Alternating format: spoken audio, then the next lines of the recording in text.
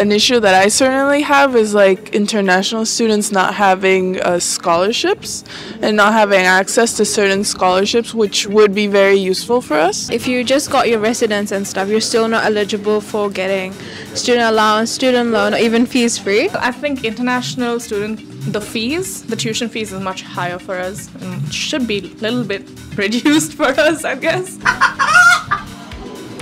Cost of living, I think that international students don't get paid enough because of our visas. Our visas only allow us to work 20 hours a week at most, and at a minimum wage job you're actually not making as much as you'd be spending in the country. There's probably not enough student representation. I think just like a lack of understanding and representation for students.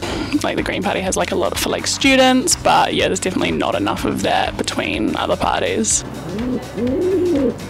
I'd say probably cost of living, students not getting enough money to be able to just live. We aren't getting enough money to live and to be able to not have to work so much so that we can focus on studying. With housing and renting prices increasing, it's just after you get the allowance and you work part-time, you've got vehicle money at the end of the week anyway. Well, affecting students, I suppose, would be how universities are managed in the coming years. Probably government funding to universities. Better. The massive underfunding that has led to all of these course cuts, and I guess over the last few decades the commercialization of the universities, incentivizing them to compete against one another. I think that there's not enough funding for dental. Well, for me, I had to go to the dentist and it costs like a lot. And as a student, I can't financially support myself. I think helping out with people renting, like introducing like WAFs for houses and stuff that you're renting, because a lot of students aren't living in nice places.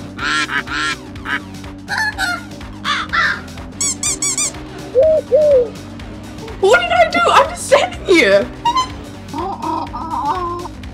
Cost of living. Mate, it's got to be the cost of living, bro. You seen how expensive food is these days? Cost of living still really affects everyone, I think. Cost of living keeps going up, so they keep putting up minimum wage, but when they put up minimum wage, all that happens is that the cost of living keeps rising. What about the cost of like healthcare and stuff? Like dentistry? $50,000, bro. It's nuts. Especially like petrol and like food and everything. It's just so hard. The issue is that not many parties are actually looking at how to reduce spending, but just how to reprioritise it. Yeah, cost of living. Yeah. Not really. Either cost of living or climate change. Again, like representation, like you see like a lot of older people. If we got younger people involved in politics, there'd be more like differing opinions, which would be good. I think there's like a lack of representation with the LGBTQ community and how like they're not being listened to at all and are being discriminated against, and just not enough attention is going towards them. Indigenous rights should be covered, and I don't just mean Maori, I mean like all Indigenous rights. If you're gonna respect culture, respect all the cultures. I'm a big fan of the wealth tax, you know, like we could do a lot with that money, and I don't know if they really need it, you know. For me, like all the political parties seem to be roughly the same. Things like the Māori Party's GST on like free food, on fresh food, I think is pretty interesting. But yeah, it just seems a lot of the same, except for the little parties that don't really get heard that much.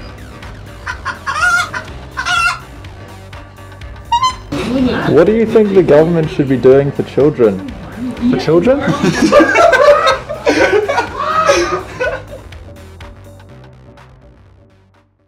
Why Pigeonhead? It's Coosday. It's Political Coosday. Right, got it.